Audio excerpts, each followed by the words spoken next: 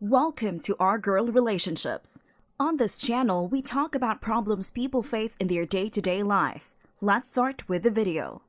I, 56M, need to start this off by clarifying that I have been nothing short of an amazing dad to my kids and my ex, 55F, for as long as her and I have been divorced.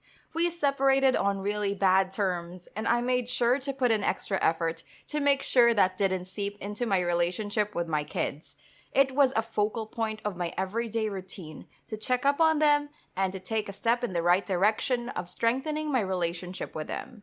I remarried a couple of years after my first marriage and had 2 more beautiful children with my now soon-to-be ex-wife, 47F. Again, terrible terms, but I'd like to believe that this time the reasons are a bit outlandish and ridiculous. But then again, if a relationship can fall apart because of simple arguments, then it was never meant to go far from the start. There's another side to the story as to why the relationship failed, which you will come to learn later on. My wife and I are in the bait of hosting annual parties. Mostly birthdays for the kids, but we both enjoy the planning process, and it's usually our source of relief. We usually host them in celebration of 3 of my kids' birthdays that are in the same week and the first on the following New Year's. So we have all the reasons to make it as grand as we can afford to make it. This story takes place in one of those parties, and the very one that led to her wanting to divorce, even though I can safely and objectively say that she's in the wrong here. 2021 was a really, really rough year on everyone, but I will forever be traumatized by the events that chained and gained up on me during it. It was a huge series of unfortunate events, and my life at home with my wife was becoming less and less amenable. She's a needy woman, and though I always love that about her because I love giving myself, I'm at a point in life where I need to take from her. I need her support, her affection, and most importantly, her patience. A lot of people that I was really close to passed away due to COVID, and 2 of my kids that live away from me suffered severe symptoms. I was genuinely under a lot of stress and in a constant state of anxiety all throughout this shiz year. When its end was finally upon us, I was hyped up about the upcoming hosting. I was also really excited because I knew that my wife and I kinda use this as a reset button for the mistakes and shiz we've done throughout the year. We bond over the process leading up to the party, and then we spend it with friends and family and have a conversation at the end of the evening that kinda sells scores for the 2 of us, and I really appreciated that. I was looking forward to something that was going to result in the end of my marriage. If only I knew then what I know now. Anyways, the weekend comes up and we're preparing shiz, and I see that she's treating me in a really snarly and unpleasant way, which I obviously don't appreciate. Only she didn't even seem to notice that her attitude towards me was so toxic, that or she was really adamant on invalidating my sentiments. I really didn't appreciate her dropping shiz on the floor and bluntly telling me to pick it up or go walk the dog while I do shiz the right way, or whatever way she could find to demean what I was doing for the party's sake.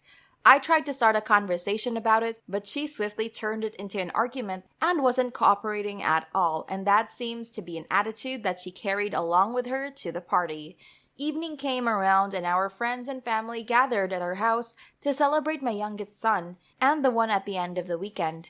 I hope this hasn't gotten too confusing, just that at the end of that weekend it would be a 3-in-1 birthday party, plus a long tedious list of things, a reunion, a chance to make good memories, but usually and most importantly a reset button.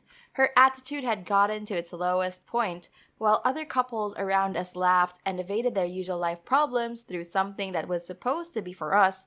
I was genuinely getting emotional. I'm an emotional guy, and for the most part, that's what she was always loved about me. Not this time, I guess.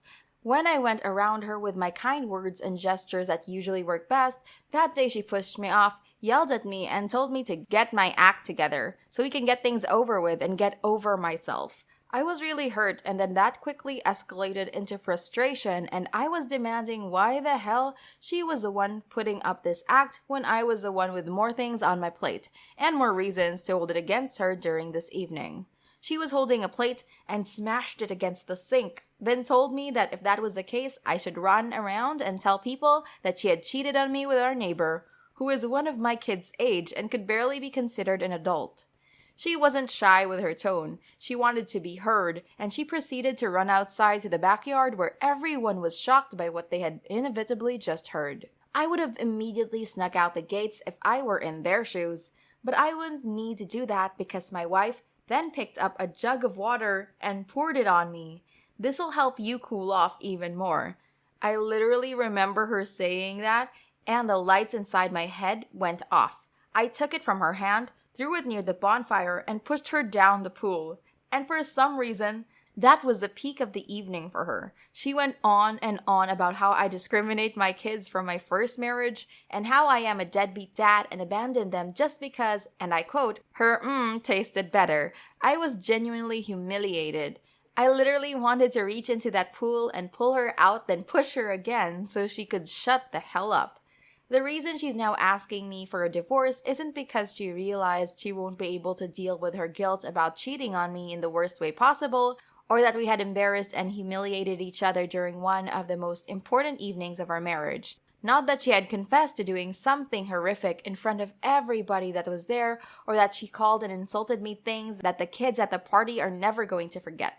The tipping point for her was that I poured a glass of champagne on her and pushed her down the pool when she wouldn't shut the F up about it. There's a part of me that's really happy this marriage will come to an end, and I'll probably never have to meet or talk to her family members that were there that night. Honestly, the idea of having to explain how the hell things escalated from us being cool and chill around one another to us throwing shiz on one another and pushing each other around while tearing apart our family is a lot more terrifying to me than standing in front of a judge and explaining to him why this woman shouldn't be allowed custody of my kids. Yes, I am planning on going for full custody because I honestly don't think she would be able to manage. She might have called me a deadbeat dad because she thinks I'm abandoning my kids for her, but God knows that I've not changed towards them, nor will I ever do that for anyone. To me, everybody comes and goes except for my children, and this very marriage proves exactly just that. So like last marriage didn't end as poorly as this one, which meant that my first wife and I split custody. That's obviously not gonna happen again because she's not going into this with a friendly tone, and I have no plans of nothing but reciprocating that. Update! This happened barely a couple of weeks ago, so the divorce process is just starting for those of you asking if I did manage to get custody. My lawyer says that my finances and history with my ex-wife is promising, and it should grant me a good chance at having my request. I've also seen many people saying that this is just from my side and that I'm exaggerating. This is somebody's life, and I wish it was an exaggeration of something simple. I'd rather suck up the guilt any day over having to watch 2 more of my beautiful kids suffer the fallout of my marriage. I'm guilty of a lot of things, but the story happened exactly the way I told it. So you invalidating my point of view is not only disrespectful, but extremely annoying as well. Not the a-hole. It's true that you'd have the teller's bias and keep the information that villainizes you to yourself because it always takes 2 to get to this point in your marriage. I would like to say that those comments were valid, but it clearly wasn't a you problem. She was being eaten away by the guilt of doing something she considered so morally effed up, and she was letting that seep onto her perception of the relationship. It was that, or that maybe her faith in your marriage had already fallen apart and it was the reason for her to cheat in the first place. No matter what the cause may be, it was wrong on her end and yours as well. And this is overall a shizzy situation to be in. You're the a-hole. No matter what her reasoning behind losing faith in the relationship and actively trying to ruin it, you should have absolutely not let it get to the physical point for her to spill water on you in an attempt to worsen the situation and validate her extreme reaction was one thing, but for you to shove her hard enough that she would sink into the pool and want to pull her out again and to repeat the process is another. This just means that you felt no remorse in doing something that I personally consider equally as messy as her making your private matter a public affair, and I think both of you are the a-holes here. I'm not sure how I feel about this. Good on you for trying to keep up a good relationship with your kids and take them away. from someone that's clearly too unstable to handle them. But why would she call you a deadbeat dad or scrub or whatever in the heat of that argument? Was there something you did? If not, they'll understand and appreciate it, and this hassle of ending the marriage is far better than living a life of constant fighting and arguing. They will definitely understand. Next story. Last Friday, I was out for a drink with a friend. We'll call him Mark.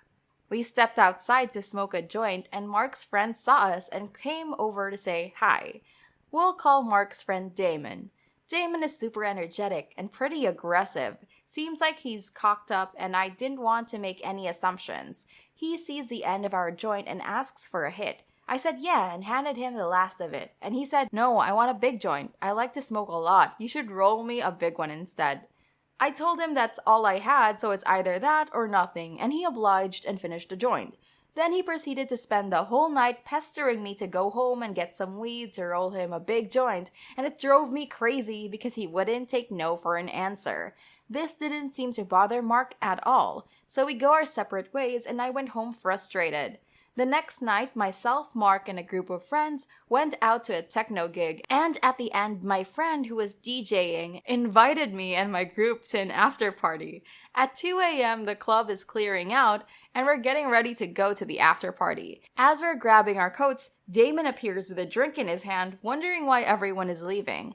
I pulled Mark aside and said, hey, just so you know, he didn't get an invite to the after party, and I don't want to get in trouble for bringing a stranger into my friend's house. Mark nodded and went to talk to Damon, who was busy creeping on the girls in our group, making them visibly uncomfortable. Next thing I know, Damon is taking me into a separate room to talk, asking me why I hate him and why he's not allowed to come with us. I just told him that he wasn't invited and it's nothing personal.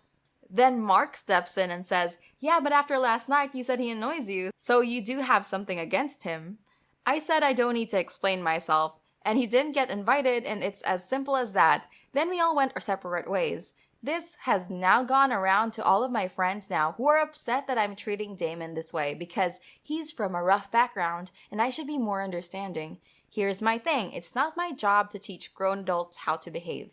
I'll be totally civil with him like I was on Friday, but I draw the line when his behavior starts affecting my friends. He was making the girls in the group uncomfortable and annoying the rest of us. I'm not going to bring him to an after party to bother everyone and have my friends get mad at me for bringing him.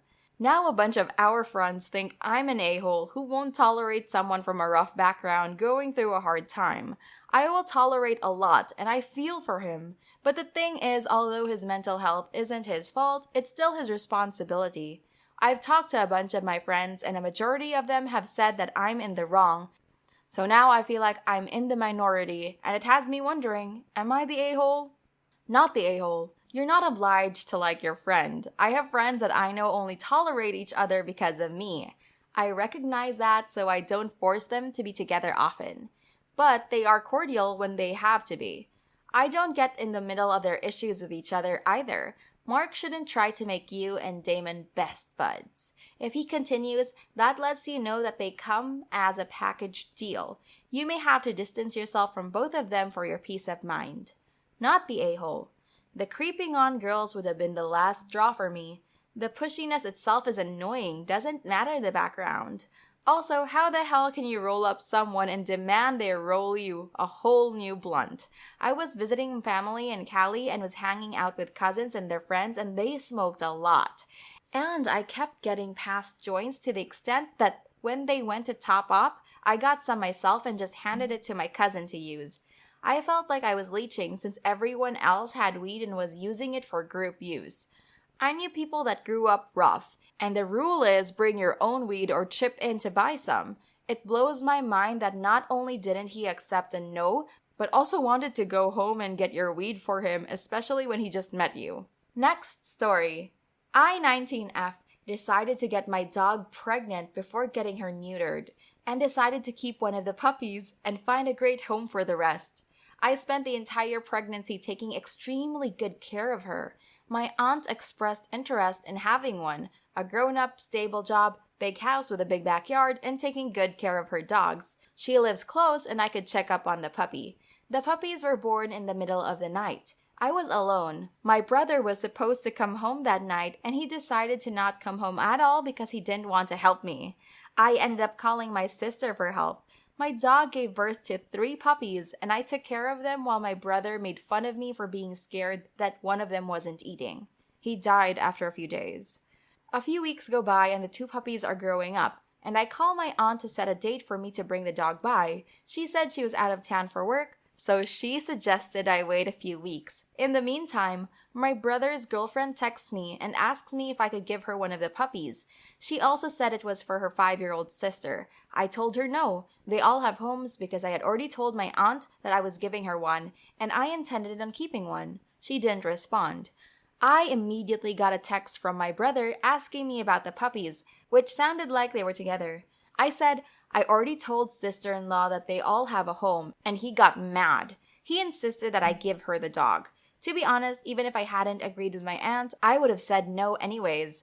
I have been to her house. They have a dog that is aggressive to other dogs. On top of that, they constantly have the gate wide open, which would lead to the puppy running away. And no matter how mature the kid is, she is a kid and she would treat the dog like a toy and probably lose interest in it in a week. I said to my brother I already said no, they all have a home. And he kept insisting until he got even madder. He started saying that it cost me nothing to give her a puppy and that I was being selfish. And that even if I was going to give one to her aunt, I still had one to spare. I told him no and stopped responding. I started to tell him how unfair it was that he wanted a puppy for his girlfriend, and he was in the wrong for putting her feelings first, since he was saying that my actions were hurting sister-in-law. He said if I didn't do it, it meant I didn't like her and her family since I was denying the 5-year-old a puppy. I then said he had no right to say that because he ditched me when they were born and he never showed interest in helping me care for my dog when she was pregnant. He then demanded I apologize to sister-in-law for my behavior before he could apologize to me. I told him I wasn't going to apologize to sister-in-law even if he did apologize to me first, since I wasn't in the wrong. He threw in a fake apology and kept demanding I apologize to sister-in-law. So, am I the a-hole? Everyone sucks here. Not an a-hole for the main issue, but because you partook in a backyard breeding in a world where millions of dogs need homes. If you want puppies that bad, adopt some or even get some from a responsible breeder. There isn't any reason to breed your own dog other than just wanting to. No dog should be bred just for funsies, especially if they're going to be spayed after anyways.